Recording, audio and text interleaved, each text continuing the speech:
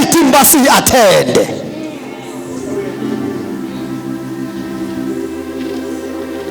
Siqale nge-spiritual development. Si-check ukuthi abantu basasindiswa yini. Ibandla elingathandazi kwanda abantu abawayo kunabangenayo.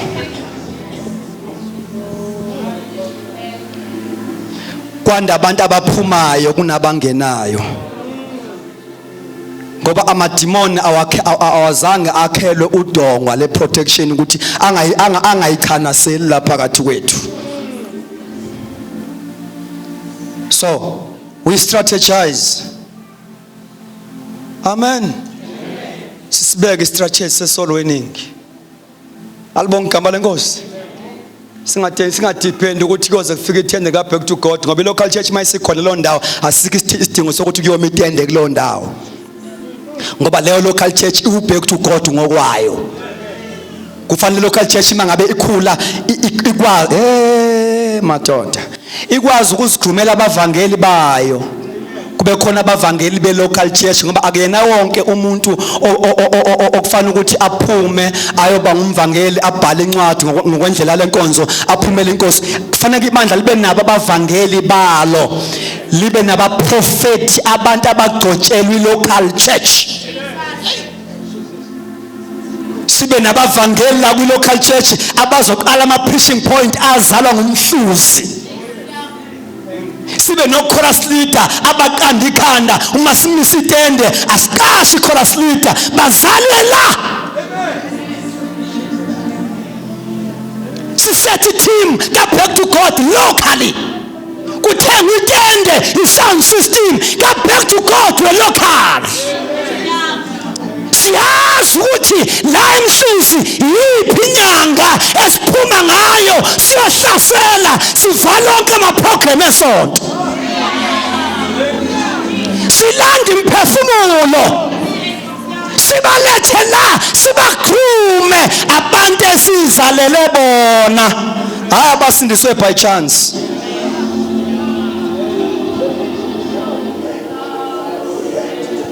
I'm speaking about the local church engekho emdlalweni. As I've said, let me repeat myself. You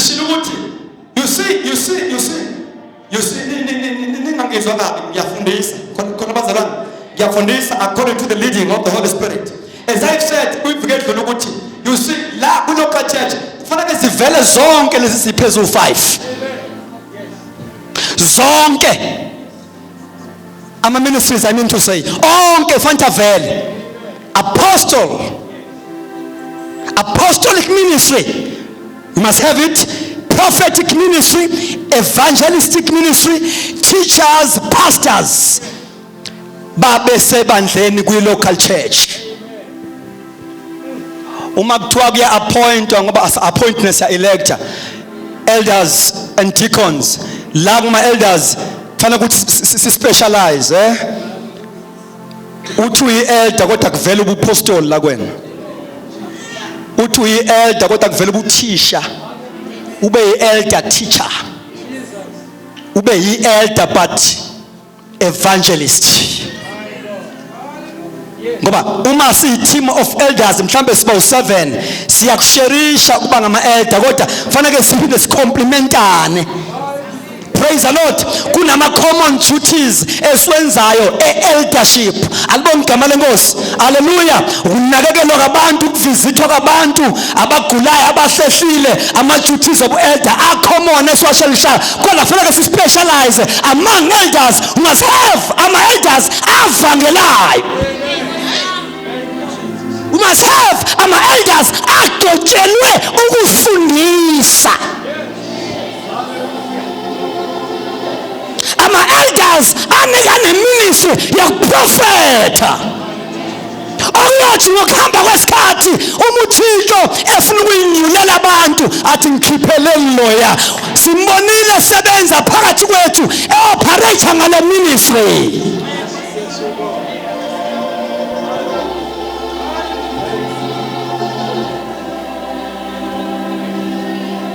Ayihlome ihlasele ela Jehova.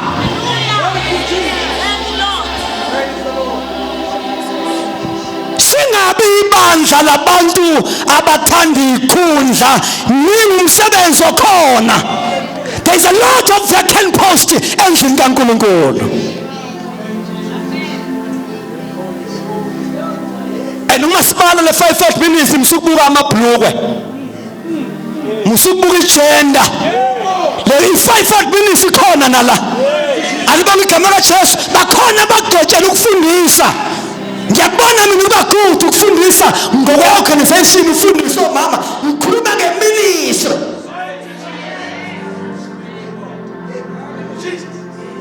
Uthi that anointed as a woman. Praise the Lord. My tanda akuphonsele na gift of healing.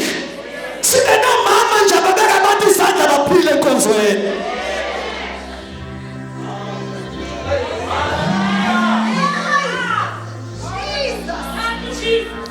Lenta ihlali kwijenda ihlala mntwini.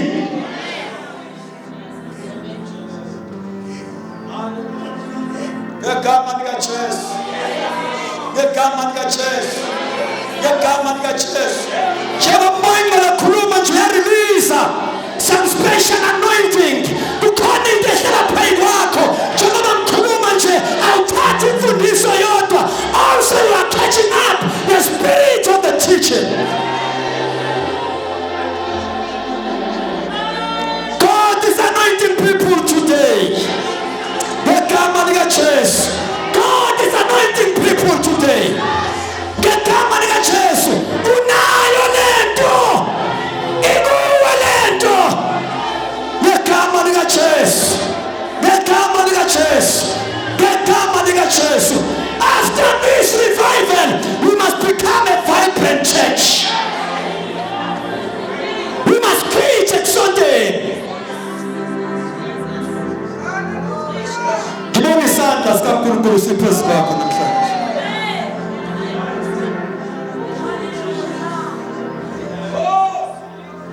In the name of Jesus. In the name of Jesus. Hallelujah. Now, we must be able to recognize our gift akhona ebandleni. Amen. And promote them. Uba promoter kusho ukubasebenzisa endaweni efanele. Njengoba ngisho nje uma ngabe sesibona as leadership ukuthi okay sesinabo abantu la abagcotshele inkonzo yokuvangela sesinabo abantu lapha abahlabelela uklewule demon masingamisa intende ngasho ukukhukhu kaSathane. Si organize equipment sihambe siyomisa itende alibona igama lenkosi and singasebenzi ngestrategy sodwa ngoba there are different types of evangelism methods alibona igama lenkosi. Hallelujah. Inamandla kakhulu futhi leka house to house ayidinga ama expenses namandla kakhulu siphume singena la elokishini alibona igama lenkosi. Hallelujah. Ngokama sections ethu siyazi ukuthi akhona ama home cell group ama home cell group hayi abekelwe ukufundraiser. Ngoba wasisikhathi into ethi yahlupha because we are too organizational. Once you got divide abantu but divided for a purpose of soul winning bese kuthiwa hayi lama group ke sesingawasebenzisa ke ukuthi si fundraiser le business. No. Uzosithatha up isikhathi sokufundraiser sihambele imizi yabantu abangakholwa.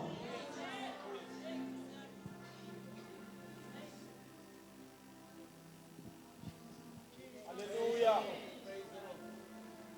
Now, we must be able to recognize gifts and promote them. Amen. Promote them. As we promote them also, we are also grooming them at the meantime. Okay, ake ngikhulume nansinto.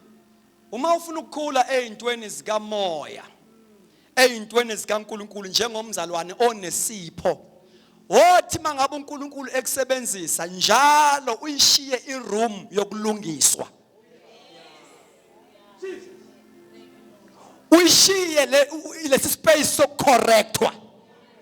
Uyahlupha umzalwane one-gift kodwa ongalungiseki.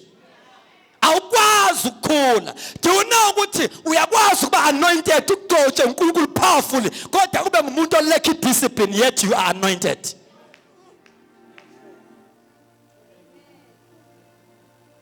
Uyaba anointed kodwa ungabi discipline. So ucorrectwa ke uzawucorrectwa makwi-local church. Ngoba i-local church must also fancy ikwazi uku-exercise i-discipline ebantwini. Mawucorrectwa awulinyazwa kodwa uyaprunwa ukuze uthele kakhulu. Ngoba isihlahla esiphunwayo esithelayo. So ngalengathi uNkulunkulu akusebenzisa in a mighty way kusho ukuthi uyathela. Therefore the process of pruning must begin so that you will give more fruits.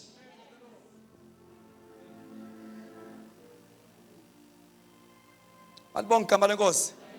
Now, a local church is called Samoya. Praise the Lord.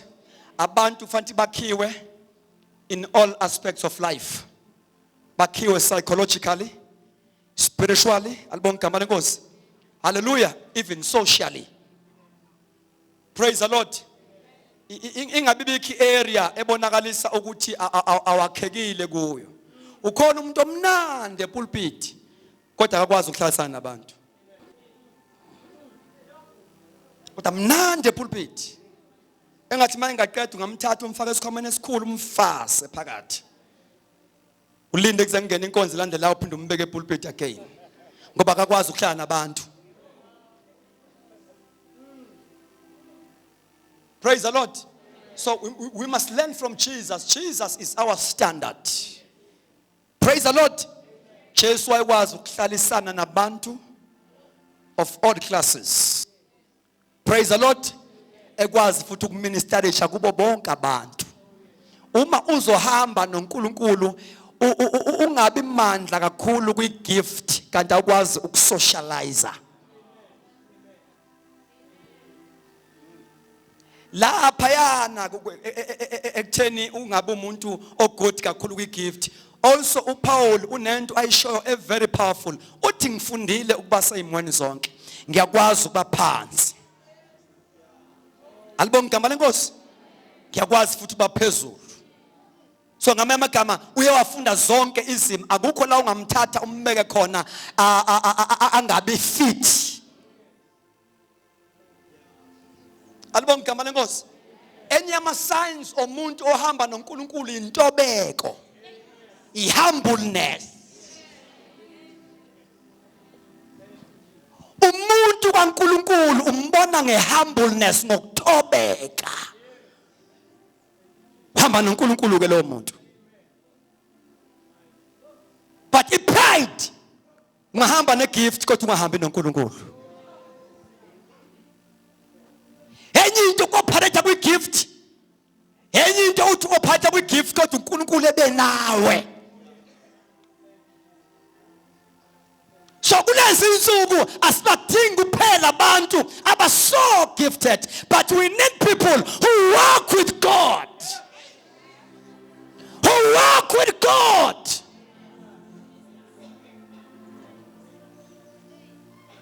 Ngegama lika Jesu. Sisalandela bazalwane. Sisezwa sonke. Kukude uNkulunkulu ufuna ukusisa endaweni eziphambili kakhulu. Praise the Lord. Hallelujah. As I've said, we must become a vibrant local church. Praise the Lord. Sibe ibandla eliphilayo. Hallelujah. Umuntu mayengena ngalo mnyango ayizwele ngena ukuthi ngifike kwaGod. Futhi si exercise freedom of worship. When I'm talking about exercising the freedom of worship, ngisho ukuthi sibe flexible to use ama gift ngokuthanda kamoya ongcwele. Sibe flexible to that. Singesabi. Hey, kukhona abantu abagada isonto ngathi bagada imizi yabo. cabanga ukuthi uzokonakala. Uyazi kusesikhathi uma uNkulunkulu enza imove la enkonzweni kusho ukuthi ukuthule nje uthule ubuthi kwenzakalani uthule nje. Ngoba I believe ukuthi imove kaNkulunkulu mangabe yenzeke ebandleni kufanele ukuthi uma ngabe izoba nama fruit fanele iaffecte kuze kuthimule nalo ngazange athimule. Simdedele uNkulunkulu a-operate aze athinte nalo esingazange simuzwe esho lutho. Simuzwe qhamuluka ebonga. Praise the Lord. Simdedele uNkulunkulu singahlali sijahile.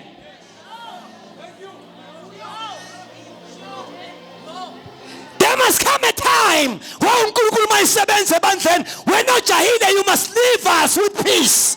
Iqhubeke lento. Hallelujah. Ithi zinye iphindile zinye. Praise the Lord. Ithi zinye iphindile zinye.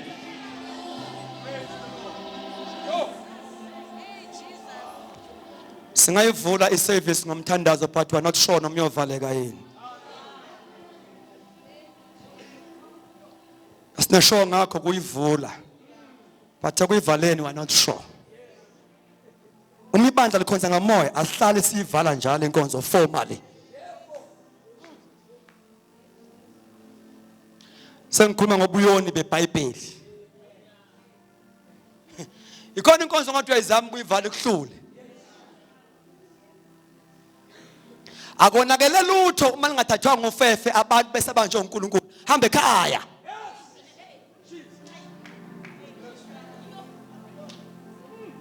Nakusasa siyabuya ngeke ulahlekelwe yithi sikhona. Hallelujah.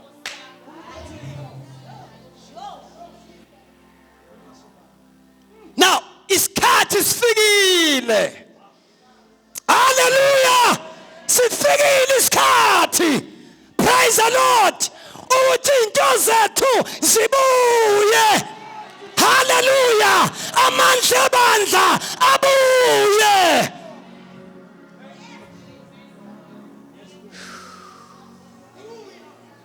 Khuluma ngokusebenza kaMoya Ngcwele in the local church. Alibonga igama lenkosi. Obana bathi buya Nkosi.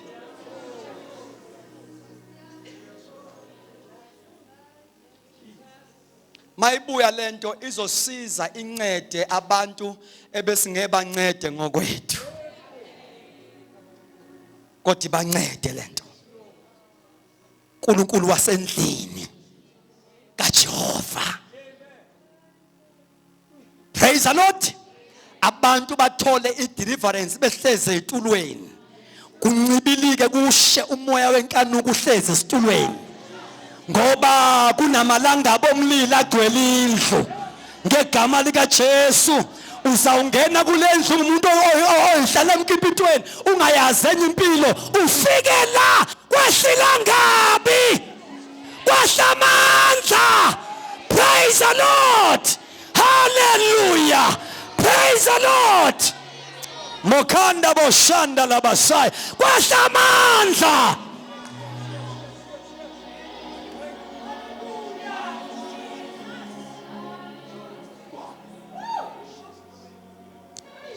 Sidinga into ezoshisa abantu ezitulweni behlezi bashise behlezi.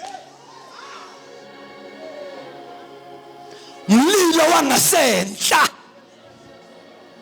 All we need is a cloud of glory in the house. Hallelujah. Uma sikhonza la uNkulunkulu ebeyisebenzela abantu. Sho.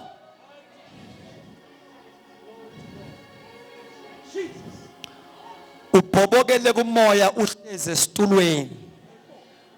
Kube khona into that is bubbling inside you. Bubbling ama promptings kamoya ongcwele. Uhlezi phansi esitulweni, you feel something inside is bubbling inside. Ithi lento kaziyoqeda nomshumayeli ngoba sengifuna ukubonga manje ngigcwele manje. Hallelujah.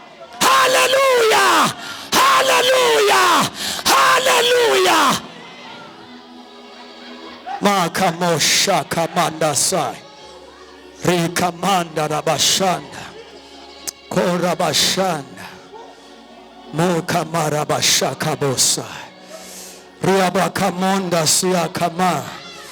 Rikamosha talabasai. Utane